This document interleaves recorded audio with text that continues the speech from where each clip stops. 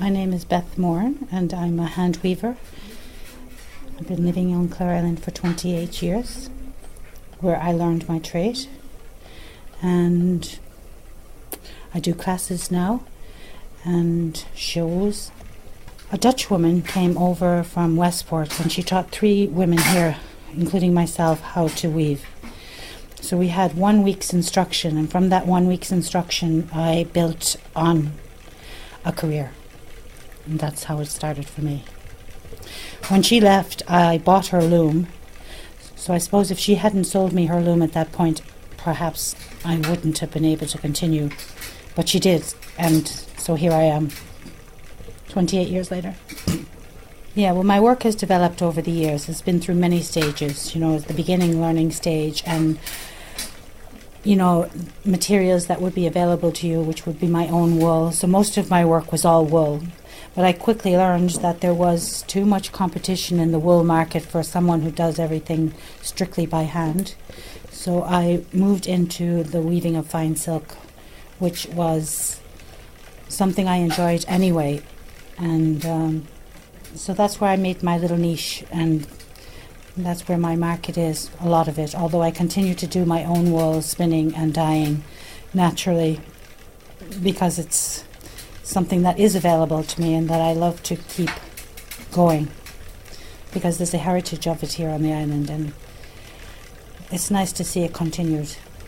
Well, living on an island has its own set of rules, and you have to learn to work within those boundaries. And one of those is, of course, transport. And transport has improved over the years hugely, so that you can come and go quite easily. But in the past, it wouldn't be unusual to be weather-bound, for a week at a time. And so if you had an order that you had to get out and you couldn't put it in the post, then, you were stuck, really. So you learn to, work within those limitations. And then I have always 1 apprentice per year. So now I have a fast work placement person, and she's here for 9 months. But I've always had sort of a 1-year apprenticeship where somebody comes and just works and learns how a small business runs for a year.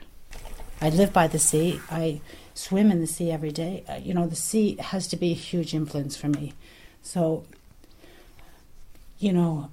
maybe you consciously don't see that the sea is in your work, but it has to be an influence.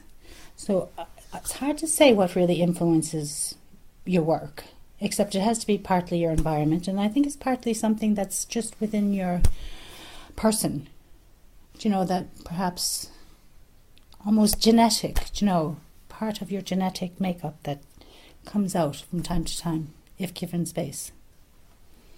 Perhaps a little history. I don't know. Well, what's so special about weaving is you can take, you can look at one ball of thread and that, or actually just take the fleece, and from that you actually have something in the end that's finished, finished piece that you can put on your wall or your floor or your, it's very satisfying to see the process, from its beginning fibre to its end product, I think. And I don't know, I think working with your hands is quite good for the soul anyway.